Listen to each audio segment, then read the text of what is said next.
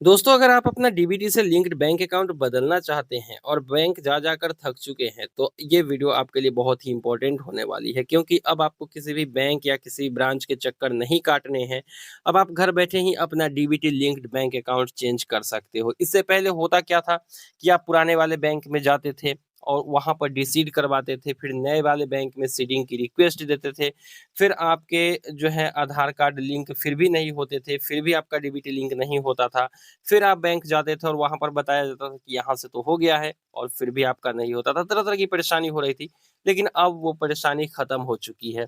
अब नया website launch हो चुका है एनपीसीआई की तरफ से, जहाँ से आप किसी भी बैंक में अपना डीबीटी लिंक भी कर सकते हैं, लिंक्ड बैंक अकाउंट को चेंज भी कर सकते हैं। सारी प्रोसेस ऑनलाइन होगी और ना ही आपको इंटरनेट बैंकिंग की ज़रूरत है और ना ही आपको किसी भी बैंक के वेबसाइट पर जाने की ज़रूरत है। सारे बैंकों के लिए एक ही वेबसाइट लॉन्च हो चुकी है। एनपीसीआई के वेबसाइट पर एक नया पेज आ चुका है, जहां से आप डीबीटी लिंक्ड बैंक अकाउंट को चेंज कर सकते हैं। आज के इस वीडियो में डिटेल्स में आप लोगों को बताएंगे कि किस तरीके से हम डीबीटी से लिंक्ड बैंक अकाउंट चेंज कर सकते हैं। लेकिन एक बात और आपको बताते चले, जिस वक्त मैं ये वीडियो बना रहा हूँ, 5 बैंक ही लिस्टेड है अब तक, और हो सकता है तो धीरे धीरे करके आने वाले कुछ ही दिनों में सारे बैंकों की लिस्ट यहाँ पर आ जाए, क्योंकि आधार यूपीआई के साथ भी ऐसा ही हुआ था। कुछ ही बैंकों में आधार यूपीआई शुरू-शुरू में आए थे।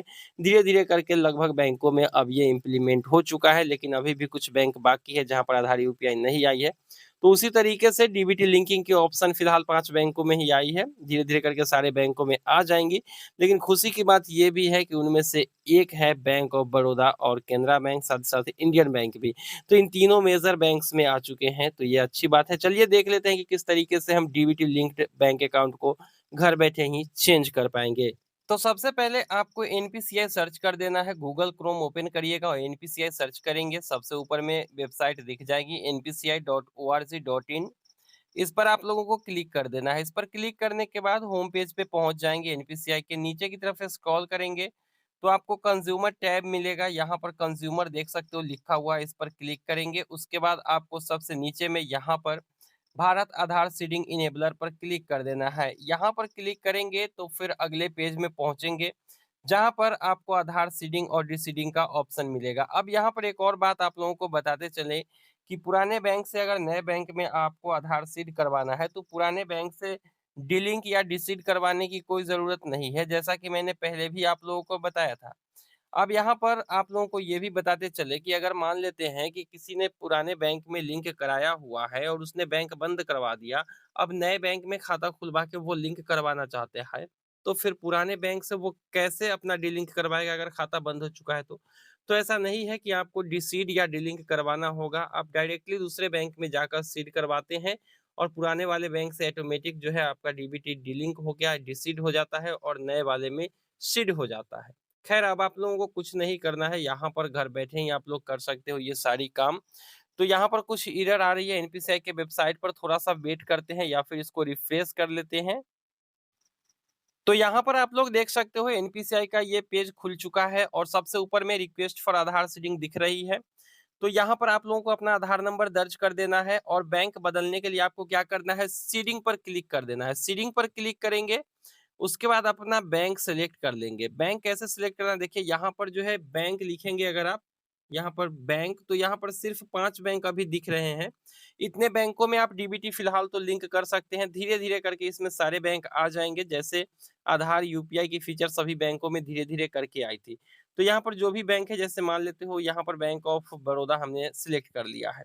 अब हमारा मान लेते हैं कि किसी और बैंक में पहले से सीड है और हमें जो है दूसरे बैंक में करना है, यानी बैंक ऑफ बड़ौदा में करना है। मेरा किसी भी बैंक में पहले से लिंक है, कोई दिक्कत नहीं है। अगर आपको बैंक बदलना है, तो कौन से बैंक में अभी आपको सीड करना है उसको यहाँ से सिलेक्ट कर लेंगे आप। उसके बाद यहाँ पर तीसरे नंबर ऑप्शन को सिलेक्ट कर लेना है, movement from one bank to another bank, यानी कि एक बैंक से दूसरे बैंक में आप जो है आधार सीडिंग करवाना चाहते हैं। 3 ऑप्शन यहाँ पर आप लोगों को दिख रहा है। अगर कोई बैंक में पहले से लिंक नहीं है तो फ्रेश सीडिंग पर आप लोगों को क्लिक कर देना है। अगर मान लेते हो कि किसी बैंक में लिंक है और उसी बैंक के दूसरे अकाउंट में आपको सीड करवाना है, जैसे मान लेते हैं कि पहले से हमारा केनरा बैंक में था और केनरा बैंक के ही दूसरे अकाउंट में लिंक करवाना है, तो फिर दूसरे ऑप्शन को सिलेक्ट करेंगे। लेकिन केनरा बैंक में पहले से है और बैंक ऑफ बड़ौदा में आना है, तो तीसरे ऑप्शन को सेलेक्ट कर लेंगे और बैंक ऑफ बड़ौदा सर्च कर लेंगे यहाँ पर। बैंक सेलेक्ट कर लिया। अब नीचे की तरफ आइएगा, यहाँ पर अपना अकाउंट नंबर देंगे, कौन से बैंक का पहले से लिंक है उसका नहीं देना है, अभी आपको किस बैंक में लिंक करना है तो उसका आपको यहाँ पर अकाउंट नंबर दे देना है। दोबारा से उसी अकाउंट नंबर को यहाँ पर दर्ज कर देना है। टीएनसी को यहाँ पर एक्सेप्ट कर लेंगे। नीचे की तरफ आइए, एक और टीएनसी है उसको एक्सेप्ट कर लीजिए और यहाँ पर जो कैप्चा दिया गया है उसको डाल के प्रोसीड करेंगे। लेकिन ध्यान रहे सबसे ऊपर में आपको आधार नंबर अपना देना है, ठीक है। और जैसे ही प्रोसीड करेंगे आपका आधार में जो मोबाइल नंबर रजिस्टर्ड है उस पर एक ओटीपी आएगी। उस ओटीपी को डालकर आप लोग वेरीफाई करेंगे, फिर आपकी रिक्वेस्ट ले ली जाएगी। मेरे केस में तो मेरा रिक्वेस्ट फेल हो गया है, इसलिए क्योंकि मेरा पहले से ही उसी बैंक ऑफ बड़ौदा में लिंक था और मैंने आप लोगों को दिखाने के लिए यहाँ पर ये प्रोसेस किया था। तो उसके बाद आप लोगों को जो है रेफरेंस नंबर कुछ इस टाइप से जो कि मुझे मिला था उस टाइप से देखने को मिल जाएगा। अब उस रेफरेंस नंबर से आप लोग पता कर पाइएगा कि आपके जो आधार सीडिंग की आपने रिक्वेस्ट डाली है उसका स्टेटस क्या है।